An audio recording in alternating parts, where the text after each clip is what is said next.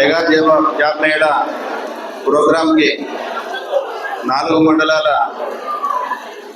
నాయకులు, 4 మండలాలకు వచ్చినటువంటి యువతీ యువకులకు, అదేవిధంగా మా పిలుపు మేరకు అన్ని రాష్ట్రాల నుంచి కర్ణాటక, బెంగళూరు, హైదరాబాద్ అన్ని కంపెనీల నుండి వచ్చినటువంటి వాళ్ళ హెచ్ఆర్లు, అదేవిధంగా ముఖ్యంగా మా అయ్యప్ప స్వామి గారికి, శర్మ గారికి గతంలో ఇలాంటి ప్రోగ్రాంలు కూడా కోసికలో కూడా ఎప్పుడు జరగలేదు. యువతీ యువకులు ఎక్కువగా ఉన్నారని చెప్పి ఈ కార్యక్రమాన్ని చేపట్టడం జరిగింది. ఈ కార్యక్రమానికి వచ్చినటువంటి ప్రతి ఒక్కరికి కూడా నా ధన్యవాదాలు తెలియజేసుకుంటున్నా. మన నియోజకవర్గంలో ప్రతి ఒక్కరూ నిరక్షరాస్యులు ఎక్కువ ఉన్నారు. అదేవిధంగా మన ప్రాంతం మారుమూల ప్రాంతం కావడం వల్ల ఉద్యోగస్తులు కూడా రావడానికి చాలా ఇబ్బందులు పడుతున్నారు. కాబట్టి ఆ భగవంతుడి దయ వల్ల ఈ నియోజకవర్గంలో నుంచే మొన్న డిఎస్సిలో 127 మంది 129 మంది కూడా వాళ్ళకు కూడా జాబ్ రావడం జరిగింది. వాళ్ళకు కూడా కంగ్రాచులేషన్. అదేవిధంగా ఈరోజు మనం ఏదైతే మెగా జాబ్ మేళా చేపట్టామో ఈరోజు కూడా ఈ యువకులు అందరూ కూడా ప్రతి ఒక్కరు అన్ని కంపెనీలు ఉన్నాయి. ఈ కంపెనీలో మనకు రాకపోతే ఇంకో కంపెనీ ఉంది. అన్ని కంపెనీల్లో ట్రై చేసి ఇక్కడికి వచ్చినటువంటి ప్రతి ఒక్కరు కూడా సాయంత్రం అపాయింట్మెంట్ లెటర్లతో పోవాలని కోరుకుంటూ, నేను గత పాలకులు ఈ నియోజకవర్గంలో స్వార్థం కోసం రాజకీయాలు చేశారు తప్ప ఎవరి స్వలాభాల కోసం ప్రజలు కానీ ఎవరి యువకులు ఉన్నారని కానీ ఎవరు ఏ రాజకీయం చేయలేదు. మా నాన్న ఉన్నప్పుడు ఒక మాట అనేవాడు, ఈ నియోజకవర్గంలో బడుగు బలహీన వర్గాలు ఎక్కువ ఉన్నారు,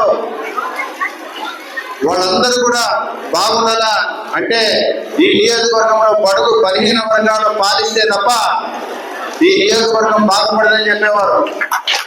అదే విధంగా మన ముఖ్యమంత్రి వర్యులు నారా చంద్రబాబు నాయుడు గారు,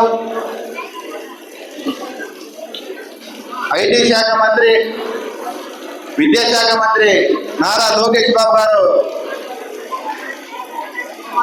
ఇక్కడ ఈ ప్రాంత ప్రజలను దృష్టిలో పెట్టుకొని ఈ ప్రాంత ప్రజలకు బడుగు బలహీన వర్గాల చెందిన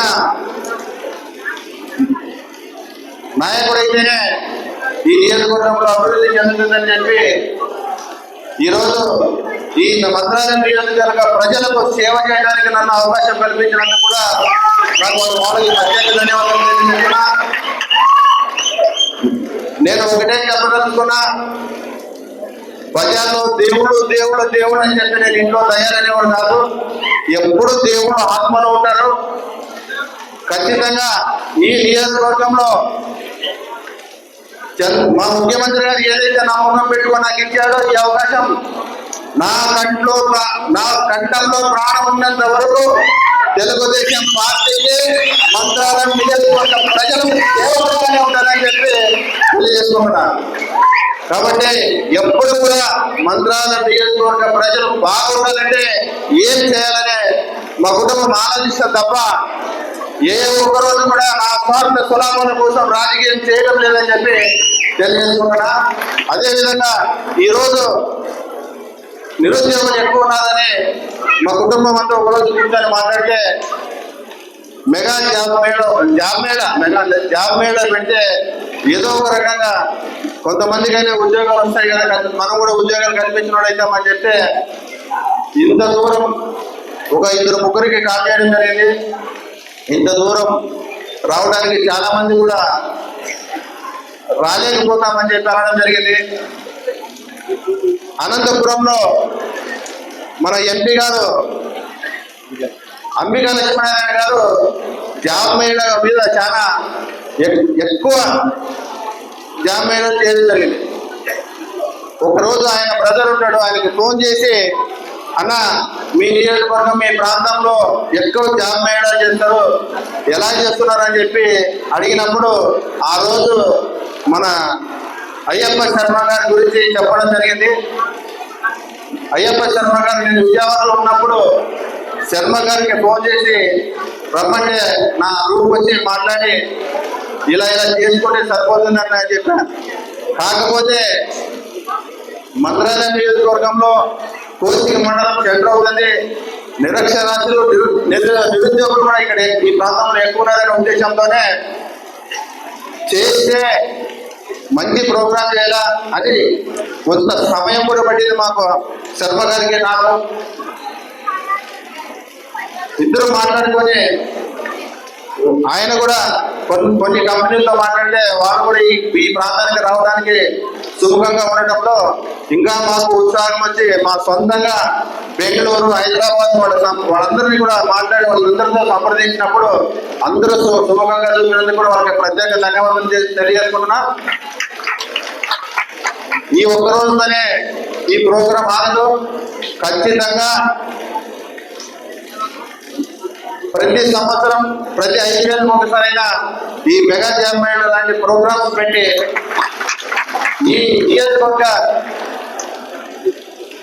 నిరుద్యోగులకు ఖచ్చితంగా ఉద్యోగాలు కల్పించే వరకు మా కుటుంబం మీ వెనకాలే ఉంటుందని చెప్పి తెలియజేసుకుంటున్నా.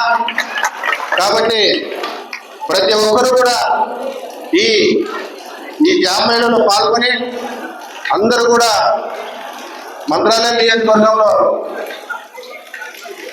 ఎవరైతే ఇక్కడ దాదాపు మహిళలు కూడా నేను అసలు ఎక్స్పెక్ట్ చేయాలా మా చెల్లెలు వస్తారని చెప్పి, ఇంతమంది మా చెల్లెలు కూడా ఈ ప్రోగ్రాంలో ఈ జాబ్ మేళాకి రావడం కూడా నాకు చాలా ఆనందం అని చెప్పి, అబ్బాయిలు ఒకటే వస్తారేమో అమ్మాయిలు రావాలనుకున్నా కానీ అబ్బాయితో సమానంగా అమ్మాయిలు కూడా రావడం నాకు ఎంతో ఆనందంగా ఉందని చెప్పి నేను తెలియజేసుకుంటున్నాను. కాబట్టి ప్రతి ఒక్కరు కూడా ఈరోజు ఇప్పుడు ప్రోగ్రాం లేట్గా స్టార్ట్ అయింది కాబట్టి లేట్ అయినా మీకోసం వాళ్ళు ఉంటారు. ఖచ్చితంగా మీరు మీ అపాయింట్మెంట్ లెటర్ వచ్చేంత వరకు కూడా నేను ఇక్కడే ఉంటా. అందరూ కూడా సాయంకాలం అపాయింట్మెంట్ లెటర్ తీసుకోవాలని చెప్పి ఆశిస్తున్నా. ముఖ్యంగా